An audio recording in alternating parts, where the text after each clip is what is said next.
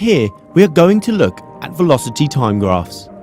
These are graphs which look at the change of velocity over time. It may be useful for you to look at our video on distance time graphs before starting this video. Take a look at this simple velocity time graph.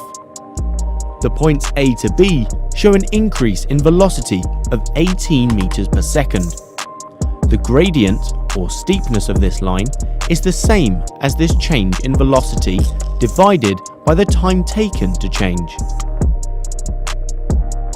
Velocity divided by time is the rate of change of velocity of the object, which is called acceleration. We can find the acceleration of an object at any point on a velocity time graph by finding the gradient at that point.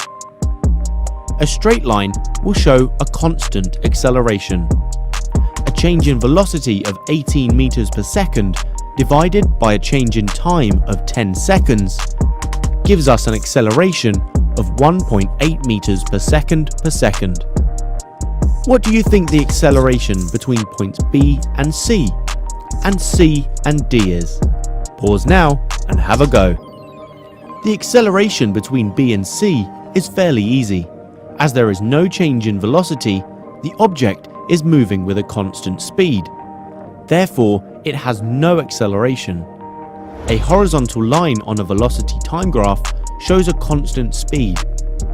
Be careful though, a horizontal line here can still mean movement, whereas on a distance time graph, it meant no movement at all. The acceleration between C and D is found using the gradient.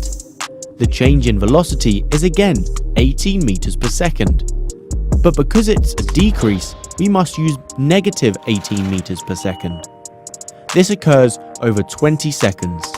So negative 18 divided by 20 equals negative 0.9 meters per second. We can either say the acceleration is negative 0.9 meters per second, or that it's decelerating at 0.9 meters per second, removing the negative. If we have a curved gradient, this shows that the acceleration is changing, not constant. As you can see, an increasing acceleration is a curved line, which has an ever-increasing gradient. A decreasing acceleration has a gradient that gets less over time.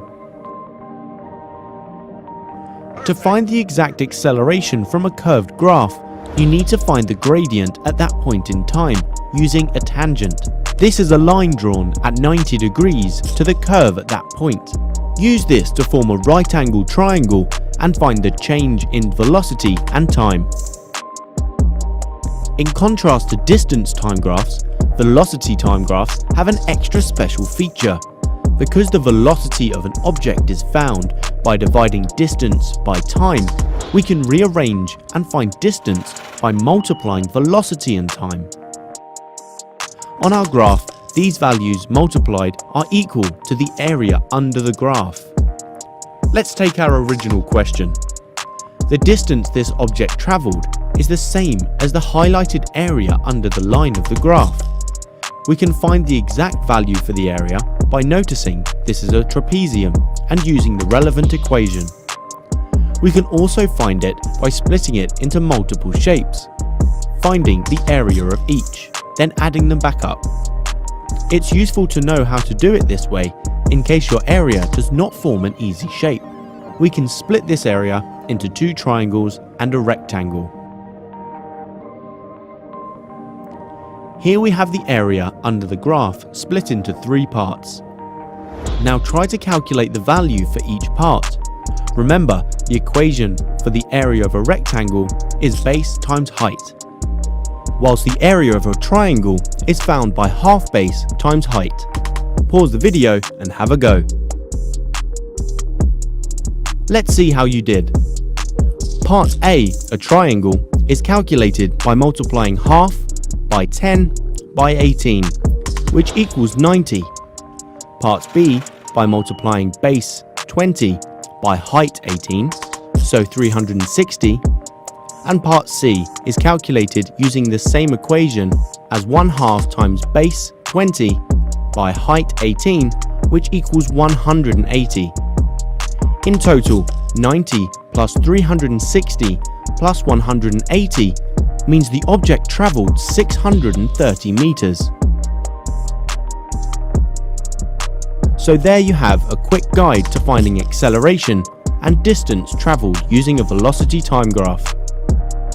If you liked the video, give it a thumbs up and don't forget to subscribe. Comment below if you have any questions. Why not check out our FuseSchool app as well? Until next time.